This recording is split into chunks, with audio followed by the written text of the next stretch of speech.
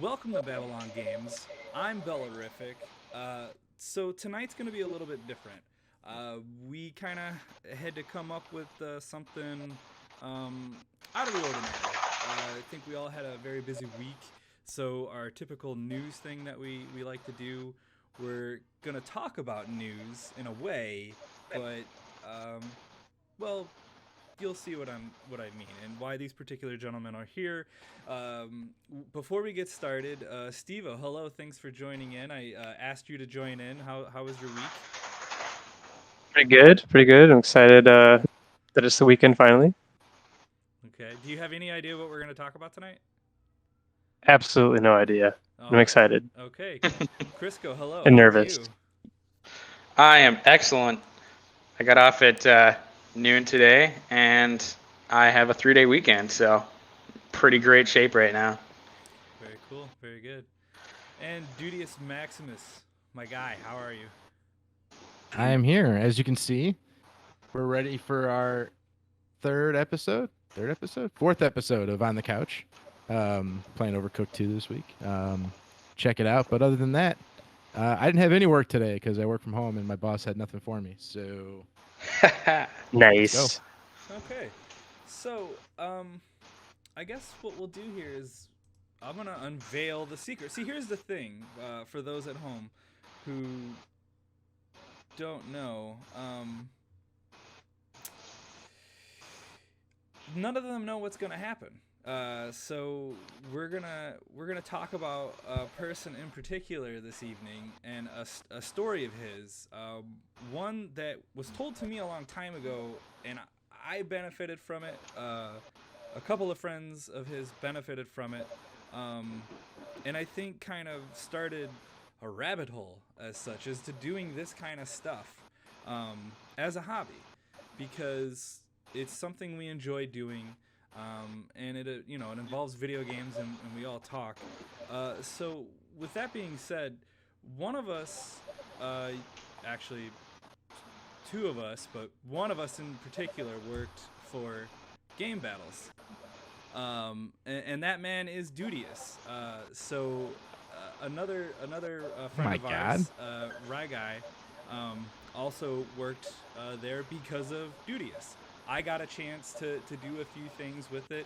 I had a video game mailed to me. Yes, we didn't have the codes. It was mailed to me, and I got to play it and put something together, and then give it and report to Pat. Pat was who I reported to, and he did all kinds of different things with that. But the image you're seeing is Game Battles today. We need to go back in time a little bit. Yes, here we are. This Oh, was God. more Pat's tell me timeline. you got it. Yes. Yeah, this was more akin to the time frame. As you can see, My PS2, God. PS3, PSP, Xbox, Xbox 360, GameCube, Wii, DS. It was that time frame. We're talking 2006, 2007, circa, and we'll let Pat talk That more sweet about it. MLG Oh. logo now. Actually, you know what though? My time at Game Battles, I think my last articles for them probably would have been summer of 06. Are you sure? So yeah, I'm pretty sure because it was either summer or fall of 06 because that's when I started with Cheat Code Central. Okay. So, So- February 06. Yeah, that was a PSP review. That's right. Yeah, Daxter. So I went to the Wayback Time Oh Machine. man. and No way. pulled that. So Oh man.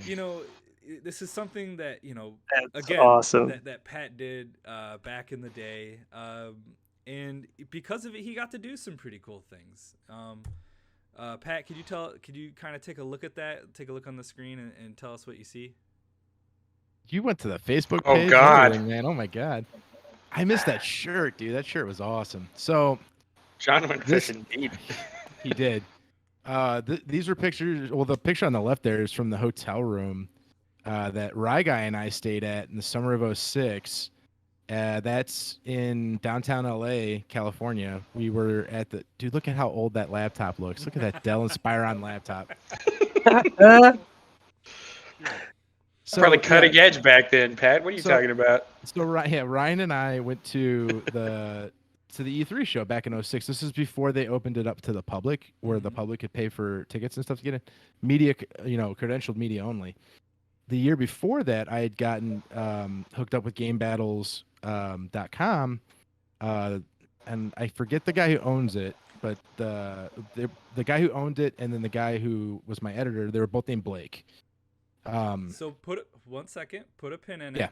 Put just a quick pin in it, because Sure. I'm gonna go through a couple more things real quick, because it's the beginning. Well, hold here. on. Let me talk about that picture on the right first. That We- was actually that was go from the Microsoft booth. We actually got behind closed doors for a couple of shows in '06 because I knew what the actual fuck I was doing when it came to scheduling appointments with PR.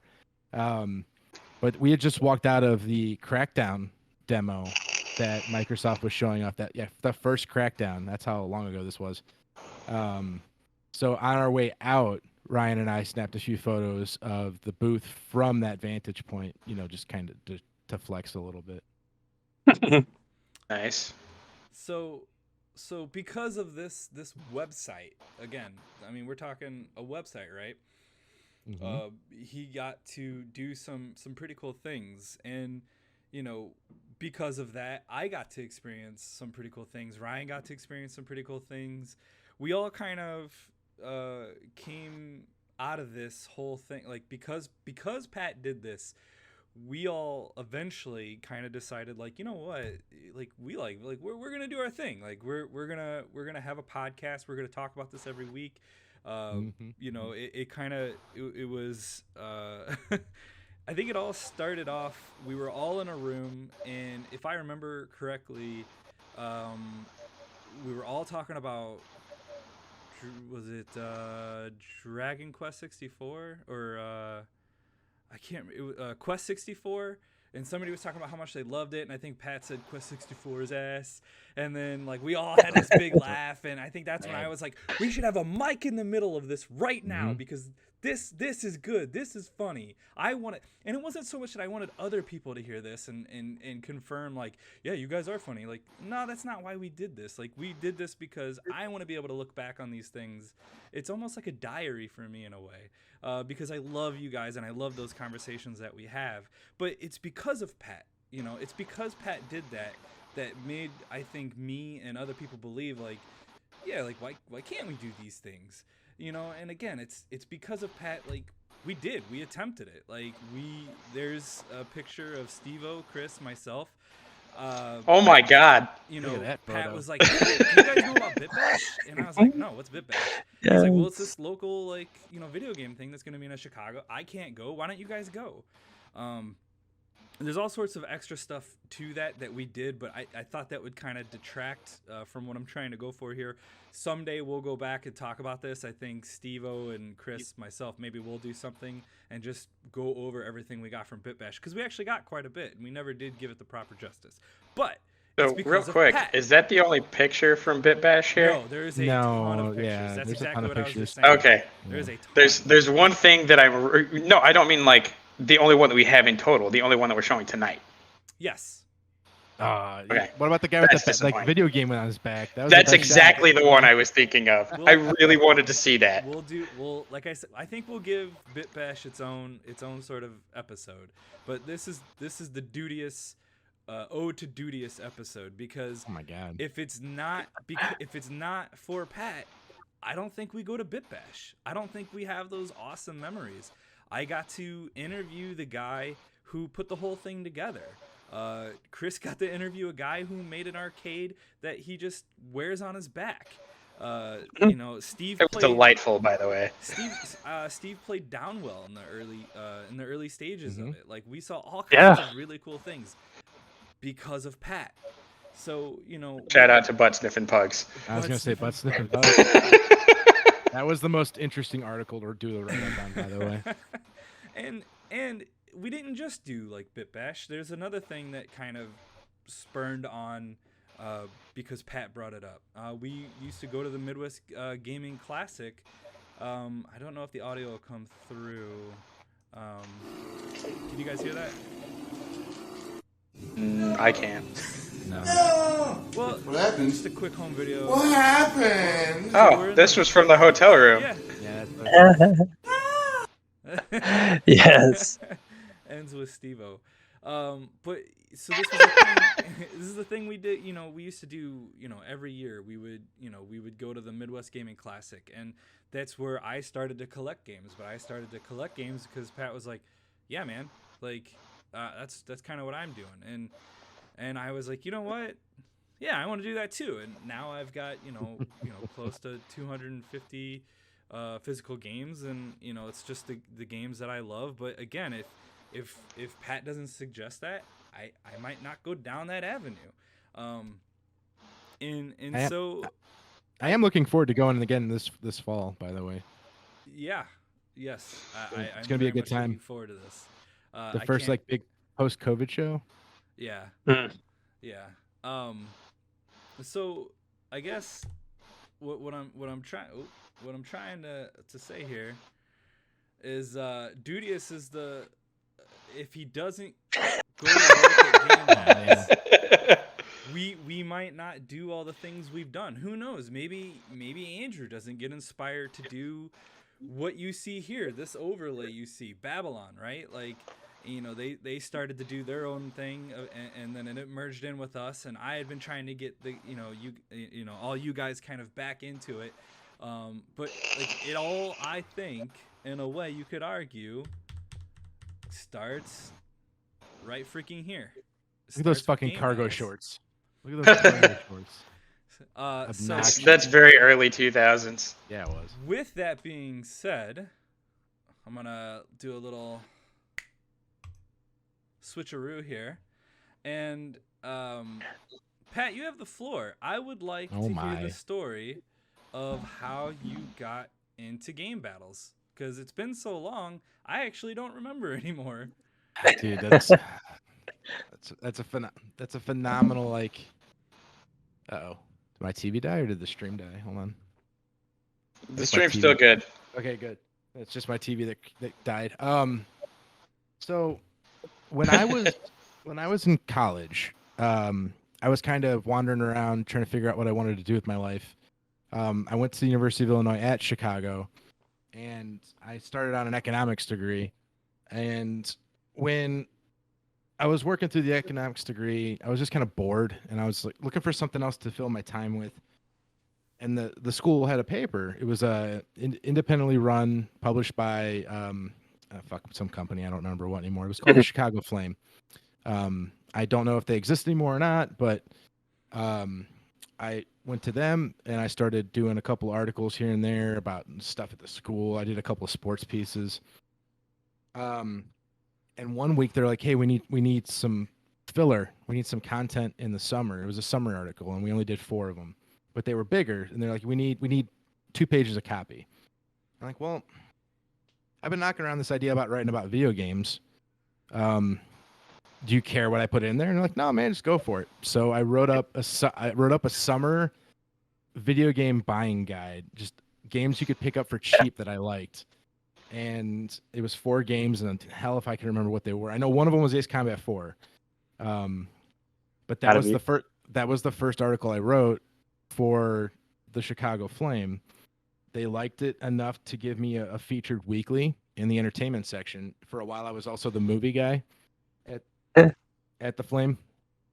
But that's where it all kind of started. And you want me to get to game battles? I'm sorry. Yeah, I want to know. I want to know how you get to game battles. Like that's the crux of this story. Like for about a year, I was splitting my time between college, writing for the Chicago Flame, and working at Toys R Us.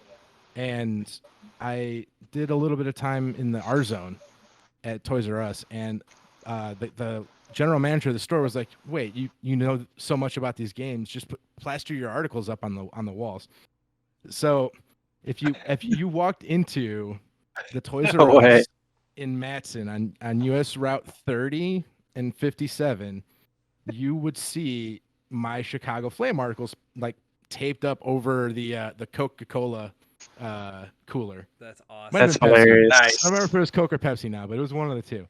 And that was it was really encouraging. People would read it and they're like, okay, well, you know what you're doing. So, they would ask me recommendations and stuff like that. And I had been writing for a long enough time that I decided to throw my head into something online. And I just looked for postings for internships or like some, low paying gigs, just something to get my foot in the door. And that's how Game Battles came to be. I just threw my application everywhere, and Game Battles gave me a call back. And then I was, for a little bit of time, an unpaid intern, and then a very, very, very low paid editor. So That sounds about right. So with that being said, was it just a simple call and it was like, hey, you got this, or was there multiple interviews? Was there no? No, Blake and Blake got into a conference call with me, and they only had, I think, 3 guys writing content. Blake, the copy editor, was one of them. So they were just desperate to get bodies in there. And I think if you could just put if you could type in a word and make it look sensible, they would take you on, because they weren't paid positions until you became an editor for them. So you were working for the games they sent you pretty much in the exposure, which was actually kind of a big problem. Right. If you look back at it, like the whole working for exposure kind of thing. But in college, when I didn't need extra money or anything like that, it wasn't a big deal to me. I was just happy to get onto a website. And most importantly, because I was a member of Game Battles, I was able to get credentials to E3, and they did front that bill. They did pay for me to get to. Well, I had to borrow the money from my parents and then pay them back when I got back. But Game Battles fronted the money for me to get there. Funny story, though. I wasn't old enough to rent a car, so I had to convince my aunt in Phoenix to take a week trip with me to LA. So my Aunt Sandy, shout out to my Aunt Sandy.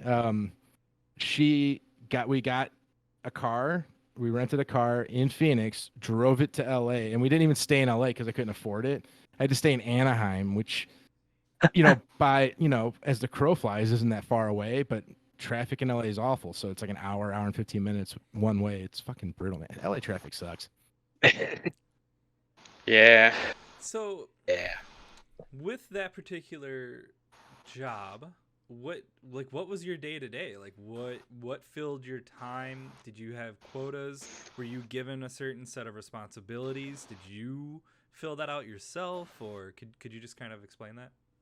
Well, depends on when we're talking about. Like they'd give me a list of games that they wanted reviewed, and if I could get my hands on them easily, then I would do that. Or they might have, like, we didn't have codes back in the day. Like journalists now, they just get download codes. It's real easy. PR companies are really good about handing out PR codes or review codes because it's just a fucking digital download. But back in the day, you'd have to get a pirated disc, and you'd have to have a demo kit or a press kit console in order to play these games. You couldn't play them on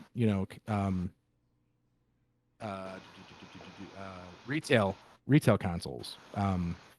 So my entire time with Game Battles and a huge chunk of my time with Cheat Code Central, I was basically hoping a prayer that GameFly would get the games to me at a reasonable time. Or I made a deal during my my Game Battles and my Chicago Flame days with the guy who ran the local Blockbuster in downtown Chicago, that I would come in every Friday and get 3 of the new games that came out that week. If he just held them for me, I'd be there when I got out of class. So, and he's like, "What's this for?" And I'm like, "Oh, I write for the school paper." And he was really cool about it. He let me actually. They made it a new distribution spot for the newspaper because we were technically distributed to all of Greektown in Chicago. Oh, nice. Nice. So it was another little spot where we could throw the newspaper. But if you go back, my first review as a video game reviewer was for the Xbox exclusive Sudeki, and it was from that Blockbuster. Same thing with Fable the next week, and then whatever else came out after that. That Blockbuster hooked it up, man. Nice. That's awesome. That's a very old-timey statement that you just made. That Blockbuster hooked it up. Anything about Blockbuster is old timey at this point. right? Even if you've not seen the documentary, I think it's on Amazon about the last Blockbuster. I highly You recommend mean the it. one that's now like an hourly hotel, or I can't remember what it was. They've done something with it. Yeah, it's the one up in Oregon. Oregon. We're gonna go with Oregon. So that was that's but- like entry level stuff. I think what you're trying to get at, John, was when so they made me, what the fuck was it? I want to say I became the copy editor or content editor, one of the two titles from like 05. Who the fuck remembers, right? But they're like, well, hey, we need more bodies. Get us some people that'll play video games and write about it. And I know Ryan and I know John, and they're not dummies. So I think they could put together some words in a word like I did. Like if I could do it, these guys are smart. They could do it too. So I got I think Ryan was on board for a few weeks or maybe a month or two before John was able to hop on as well. And I ended up reviewing and editing every article that came in from anybody who wasn't me or my editor. So I think that was like 5 people at that point. We were writing, we had 5 writers, I think. So I was reviewing probably 10 or 15 articles a week, writing 2 or 3 of my own.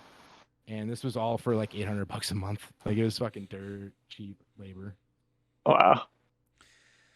So, when you were writing articles, was there anything that, or when you were even just the editor, was there anything that stood out about like using the website? Like, what sort of tools did you have access to in publishing these things? Were there any sort of rules you had to follow? I don't remember. I remember it was like a busted ass version of HTML that everything had to go in on. Yeah. Like we had to know HTML You might remember as well as I do, John. I think we bit. had we had busted ass HTML handles. The guy who owned the website had a little content management system set up where all you had to do was kind of copy and paste your article out of Word and drop it into this little like template thing that he had built. So that's kind of what it was. It was a weird little content manager. It's really hard to kind of compare it to anything else besides like filling out like parts of a website nowadays. Like enter your title here. Actually, if you know the Twitch stuff, like title here, description, that kind of thing. It was like that, but then additionally you had to know a couple of HTML tags for like how to make it bold, or if you wanted to change the font, or if you needed in that underline or italics or whatever you wanted. It was weird. So, I guess the follow-up question is like you brought up Cheat Code Central. What led to you eventually leaving Game Battles to go to Cheat Code Central? Money. Money. I mean, so this was 2006, summer of 2006. And for a while, I was actually working with 3 different companies. I worked for Game Battles as an editor. I worked for Cheat Code Central as a staff writer. And I didn't work for, but I was featured on a podcasting site called Game Shot Radio. And the Game Shot Radio guys would have me in 3 or 4 times a week. They did like a Monday, like PlayStation episode, and a Tuesday, like whatever, Xbox episode. Wednesdays was like their MMO day. Thursday they had a show where it was all female, like people that were talking. I'd never caught on to what was actually going on, but they had Tommy Tallarico on the episode that I worked on, and I always thought that was, I think Tallarico was doing something with him, and I never figured out anything about that or got to the bottom of that. I actually got to meet Tommy Tallarico. If anybody has any idea who Tommy Tallarico is, but how'd I get on this, John? You gotta help me. How did you go from Game Battles to Cheat Code Central? You said money, and then you started listing off numerous places. People can barely hear me, Chris, or what? John, and I said it in the Discord so that I didn't detract from That's fine. the entire rest of the conversation. And now here we are. I want to make sure that we get everything right. Yeah. We're doing it live. It's true. Wait, we're doing it live. Okay. What was the question, John? How'd you go from? Hold on. I sent in a resume. And I sent in my portfolio. Ooh, you had a portfolio? I mean, I still technically do. If John saved the links for the Wayback Machine. I could probably I could probably find it. Yeah, I probably could. Cheat Code Central had a help wanted posting. They were looking for a staff writer. And I had moved to Phoenix, Arizona after I graduated college because I thought, well, one, home life being what it was, I couldn't move back in with my parents. There was a bunch of stuff going on. But then I thought to myself, well, if I move in with my aunt in Phoenix, I'll be, stone's throw away from LA and San Francisco. So I had my headset on trying to get a job at like IGN or GameSpot or like anything out west. Sent in my resume to a bunch of different places, and the only people who got back to me were Cheat Code Central. Nice. Their editor at the time was a guy named Vaughn Smith, and he'd been there for I think the entirety of Cheat Code Central's existence. And they needed a staff writer. They needed a full-time guy. It was me, the editor Vaughn, the guy who owned the website, and the guy who owned the website's wife. They were the only permanent staff members on the website. And I think they were like third or fourth in traffic in like all of the for video game based websites. They were like number 3 or 4. That's every wild. month, and it was run by like 4 or 5 people with some volunteers or interns. So yeah, I just sent in a resume. I threw my resume out into the universe, and after a couple of weeks of screaming out, a Canadian named Vaughn Smith got back to me to work for Cheat Code Central. One of the things too that I realized is like, for those who don't know, Game Battles wasn't necessarily a place for news. It was more designed for people to connect in order to play competitively. They just so happen to also do news. So for those who don't know, in the gaming world, Cheat Code Central, I mean, it's in the name. You go there for cheat codes, but they also did the news. So just to clear that up as well. I was never on the team that was the focus of the website. I was always on the side squad at Game Battles. It was always I'll never forget. They fucking loved SOCOM. So anytime I had to do any sort of press event like E3, I had to get the latest SOCOM news because apparently that's what the audience wanted. They needed SOCOM news. That's funny. E3 2006, I was given 2 things, and 2 things that I had to cover. I had to get enough pictures of booth babes, and I had to get SOCOM coverage, and that was it. That was the only 2 things I walked in there requiring. Oh, so if you go back, that was embarrassing. If you go back to the E3 2006 coverage at Game Battles, there are literally like 40 or 45 pictures of Rye Guy posing with every booth babe we could find on the last day of the show. Hey, John, give us those pictures. I know you got them. That's going to be a separate conversation with Dudius and Rye Guy. That'll be the E3 story. But this specifically is I just wanted to know the details over this because I feel like it, like the sacred timeline, right? Like it started off all these like different things that started to happen, right? And in the beginning of it, like you saw the game room stuff, right? Steve created that for us. Steve's went to school for animation and along the way picked up all sorts of different abilities and talents, specifically with graphic design. Speaking of, didn't Steve do something for you for Game Battles or Cheat Code Central? Wasn't it like making some sort of Oh Jesus! It was Cheat Code Central. So when I joined Cheat Code Central, they were another big reason why they needed permanent staff guys is because they were getting ready to relaunch their paperback edition. They at some point in their history had a monthly magazine where and anybody my age might remember this, but if you give into like Walmart or Kmart or whatever place sold magazines, that Cheat Code Central magazine with like half the back of the book just being cheat codes for fucking everything you could think of. That was them. That was this company. Before GameFAQs and the internet was a big thing, these guys were kind of running the show when it came to getting cheat codes. But they wanted written content, they wanted articles, they wanted reviews and previews and stuff. So I kind of wanted to play around with it a little bit. We wanted to do a feature story on this is going to age me too, the Xbox Live Arcade.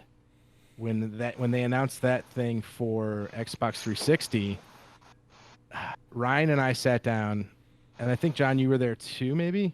I might have. And been. I know we all kind of brainstormed what are just some really stupid, off the wall video game ideas we could come up with that would just make no sense but would be funny to read about. So we did that, and then we're like, all right, well, we need game covers because that'll just complete the article for us. So we got Ryan's little brother Steve, who was in school for graphics design at the time, to come up with some mocks. Tell me you got a shot of that, John. I don't. I can't. I couldn't find it. Couldn't find it. All right, I looked for it. I've got the print. I've got the print copies. So at some point we can get them scanned in. And I might have the raw JPEGs back from somewhere on a thumb drive. If you would have told us that you were going to do this, John, we could have helped you. Yeah, well, We could have provided material for you, but I wanted it to be a surprise. I wanted. Oh, the surprise is. it was surprising. You gave us some throwbacks from a long time ago here. I've tried to make it a point to involve my buddies whenever I can come up with something fun or interesting or exciting to do. That's part of the reason why I joined BabbleOnGames, is because I wanted to get involved with something, people creating shit related to video games. And it's no different now than it was 15, 16 years ago. Steve wanted to, do funky stuff with, Adobe Photoshop for his professional life. And I'm like, hey, man, you want a little exposure? This will take you like a half hour or however long it ended up taking you. But I had so much fun making those. Yeah, like it's stupid, it's fun, and we'll be in print. Like it'll be immortalized, forever. We got to actually. You could go at some point in 2006. You could walk into a Walmart or a Kmart or a fucking convenience store, and you could pick up a copy of a magazine, which we were in, and that was super duper cool. And for the people who don't know, we did a podcast for, I don't know, about a year and a half. Had good fun with that. Mm-hmm. That was sort of this, but about 3 or 4 years ago. Oh yeah. It was 6 years ago now, my friend. Jesus, really? It was 2015. Fuck. Yeah. Yeah. I feel that way every day. So yeah, this is really what I wanted to do. Like this was it. Like, we did a roll call for who would be available for Friday, and for majority of the week it was just Dudious, and I was like, all right, I'll do this, just Dudious and myself. And then Crisco popped up and said, yeah, I'm good. I reached out to Steve, who doesn't normally like to do the news thing, but I thought he'd fit in perfectly for this. And then yeah, I thought this was perfect. But this is a story that I wanted because like I said, I had to dig into my own freaking closet because I couldn't remember like the timeline. So I went, because I printed out all my stuff, and I had to go find the date. Like I went and found the date off my stuff to use the Wayback Machine in order to find Pat's stuff. And I reached out to Ryan, and I was like, Nice. Ryan guy, I need a game that he did. I was like, you got to give me something. He's like, I'm drawing a blank. So I was like, okay. I'm going through the Wayback Machine, and I'm navigating the site, and I was like, PSP. I was like, I remember he's got a bunch of PSP stuff, and I remember back in the day, around that time frame, he was big into the PSP. So I clicked on PSP, saw Daxter, clicked on it, and I was like, there it is. So that was my snippet. I was the only guy at Game Battles who owned a PSP. That was it. I was the only one. That sounds about right. Listen, that thing sold. That thing sold pretty well, all things considering. All right, leave it alone. I worked at GameStop when it came out. I know how well it sold. I also know how many we had to take back as defective. Yeah. So I did want to say, like, sure. I'm from a time in video gaming like we're old. Like we're old, and I feel old. Yep. I feel old every morning, buddy.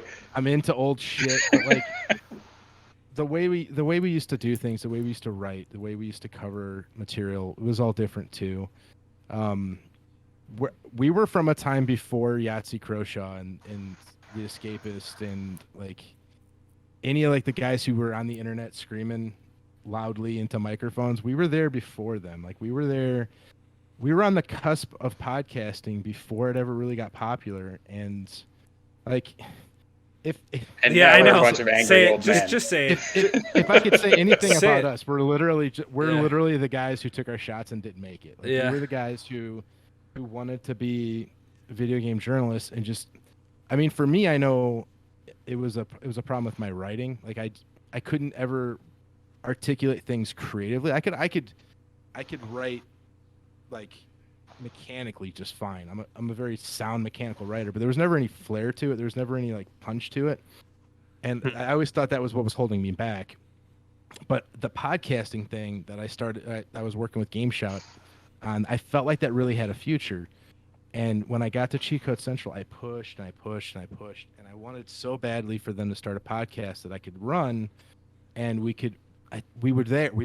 We were on the cusp of this new thing that was starting to get popular. And it didn't happen. I couldn't get the guys on the management side to go for it. So like, it's just funny. We are the washed up guys. Like we are the guys who tried and didn't make it, but like we still. I told John, I told the other guys all the time, like I like to just throw shit at the wall and see what sticks. Like I like to iterate. I like to just generate nonsense, and that's what we're doing with BabbleOnGames. That's what we're doing with this fucking nonsense show that me and Ryan created. We're literally just banging shit against the wall and seeing what we can get to work. And for me, that's more fun than anything else. It's the act of like I've learned more about OBS in the last 3 weeks than I ever thought I needed to know. Like I'm gonna go ahead and do this. Hopefully I don't fuck up my camera, but like I pulled out the old audio board Yep. from our podcast. Yep. And so we're gonna be using an audio board for our show to keep the mixing right and to make sure our mic volumes are all good and shit. Like I'm really I'm throwing the old tech in with the new tech, and it's just a lot of fun to fuck around and create something that's yours, to create something that's new, and then you have that forever, no matter if you were popular or successful or not. You fucking did something, and it's that more than anything is the reason why I enjoy this, doing this podcast, doing the show with Ryan, getting in and out with, all the stuff that we do. It's fun to create, and I can't play music for shit, and I'm not as good a writer as I thought I was. So this is what we have left. I'm gonna take us back about 30 seconds, but what I hear from all of this is that Pat thinks we could have been a contender. We could have been somebody. Well, no, that's the thing. We were somebody. We just weren't what we hoped we would have been. And sometimes you get discouraged by it, and sometimes you kind of wonder if it's ever going to get popular. And that's never been my reason for doing it. I was never in a place where what I did mattered as much as something else. Like Game Battles, I was on the content side, and everybody went there for like the SOCOM ladders and the other tournament ladder stuff. That the reason why MLG bought Game Battles was for the software, the backbone of the website, and that's it. That's why Game Battles is owned by MLG. Cheat Code Central, people went there for cheats before GameFAQs was a thing, and like, yeah, we'd get some traffic to the content side, but no one gave a shit. Like, I was part of the team that kept just screaming into the void. But when you do that, you leave something behind, and that's why I like that echo into the universe is always going to be there, even if you're the only one that hears it. And as much of a bummer, as it can be to see that we only had 20 something views on a video or something, at the same token, like, fuck it, who cares? Like, we're doing what we want to do, fuck it. Right. I mean, That's right. we were talking about it before we got on stream tonight. For me, this is as much an opportunity to hang out and bullshit with you guys as it is to actually produce content that anybody outside of, the half dozen of us gives a shit about. I was. This is not going to mean anything to anybody outside of us, but when I was speaking to a mutual friend of all of ours, Dave, he kept bringing up like, well, what is the purpose? What are you guys doing? Why do this? And for me, it's just making something, and you take feedback in when you can and how you can to make a better product, but that doesn't mean why you do it needs to change. So just my thing is always just keep making, get consistent, try to do the best you can. If you look at on the couch episodes 1 into 2 and Yep. then 2 into 3, Yep. like the change in quality is leaps and bounds. Like I barely knew what I was doing for episode 1, so and now that we're getting ready for our 4th episode, I feel like I finally know what the fuck I'm doing with OBS and I can make a decent show out of it. So like I said, we're just doing it to kind of scratch that creative itch, and if that's all that ends up happening, then I'm okay with it. I'm having a good time. Yeah, I mean, I think you hit the nail on the head, man. Like, what you said kind of resonated with me a little bit. You were like, well, I guess I wasn't that great of a writer, and I wasn't all that great at this, and but this is what I'm doing, and it scratches that creative itch, and in a way, like that's part of the fun for me, and like back in the day, it was constantly struggling with did you want to do it because you wanted it to get views, or were you doing it because you want it to be this or that, and in the early days that was hard for me to figure out, but part of the fun of it was the creation, and that's something I learned about myself is I really like putting this together and then figuring out what I don't know and then figuring out how to solve it. And I saw that happen. You mentioned OBS. So like I got to kind of be there as you were going through that. Steve played a part in it. And that stuff's just fun for me. Like I figured out how to come up with an animated outline to the box. Like I didn't know how to do that or where to go to do it. I'm just gonna figure this out. And I think that for me is my creativity. Like that is where, because I'm not a very good writer. I'm not a very good artist. I'm kind of so. I can either do I can look at something and draw it and turn out pretty good, or I could do a watercolor that ends up looking like I made this poor girl in art class look like Lord Farquaad. So I'm chaos incarnate when it comes to that. But this stuff and is fun. I like doing this stuff. I like talking. And I specifically like talking to my friends. And again, I've kind of figured out for me why I'm doing this. And I would say to anybody else out there, if you get the doubt in your head, just push it away. Just push it away and keep creating, because sooner or later you will figure out why you're doing it. And it could be as simple as a reason as I just want something to do. So, and I think I've found that because of Dudious. I like I said, I struggled with that back in the day. Things kind of got away from me with that.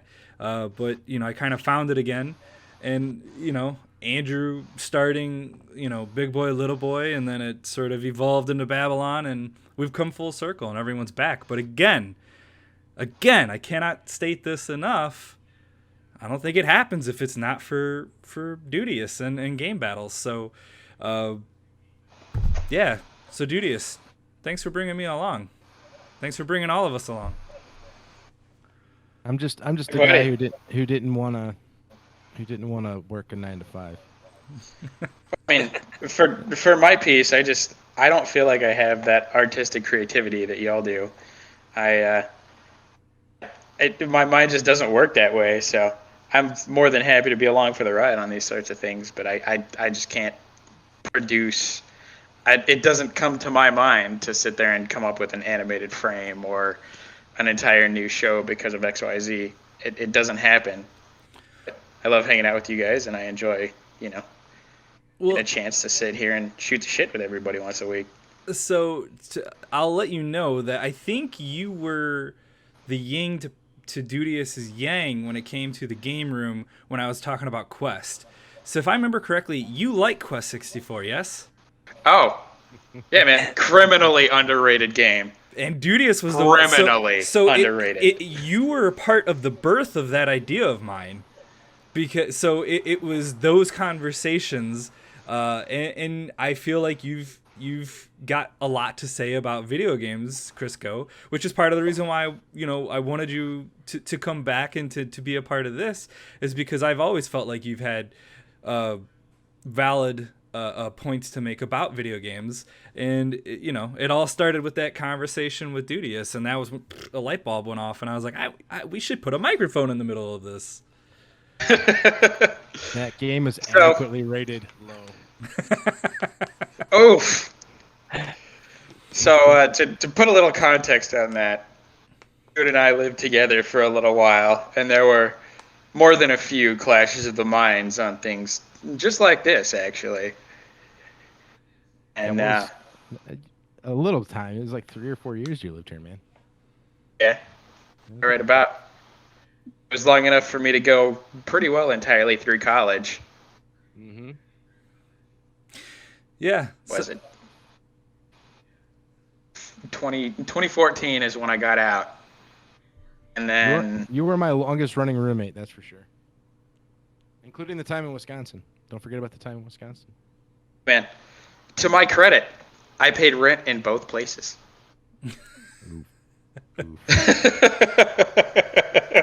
Well, without getting us too sidetracked into personal convo, yeah. With that being said, that's kind of what I wanted to do tonight. That's what I wanted this to be about. I wanted it to be about Dudius and sort of his start into it, which I think kind of pulled us all along. Steve, Crisco, Ragai, myself, and to a further extent, I think the generations that come after, and now everyone kind of has a little bit more of an idea of where it all started, kind of how it got going. But this is specifically for this particular crew. Big Boy, Little Boy, I'm sure could tell their story, which I think they should. I encourage them to do what we've done tonight, and tell that story, because challenge them. Yeah, we do have two different generations of gamers, and I think it would be, Andrew tells the story as just as simple as, well, I wanted to record stuff and so did he. Well, talk about how you got there, because there's another gentleman that hasn't been a part of this because he's been very busy. His name is Matt, but he was very instrumental in Little Boy Big Boy kind of getting rolling, because he was to Big Boy Little Boy what Steve was to the game room. So I think I encourage them to do this as well. But with that being said, I've dominated the floor quite a bit. Steve, Crisco, if you guys have any questions, feel free. If you don't, that's fine too, because you guys weren't prepared because this was a surprise. So I'll take that as you're good. Well, I don't have any questions about this, but I hope we have another section of this planned, because I'm about bursting at the seams to talk about something else. Okay. Yeah, we will do something similar. I'll tell you what. Me, you, and Steve-O will do the Bit Bash. I'll put together pictures and whatnot from Bit Bash 2015, and we'll tell that story and just look at the pictures and kind of jog our memory. There's a bunch of audio from it. We can get that going as well. So, but that's for another time. Dudius, again, I can't say it enough. Thank you. Thanks for bringing us along. Thanks for being an inspiration to us. And yeah, I'm going to close it out like that. So good night, everybody. Thanks for stopping by and hearing the tale of Dudius.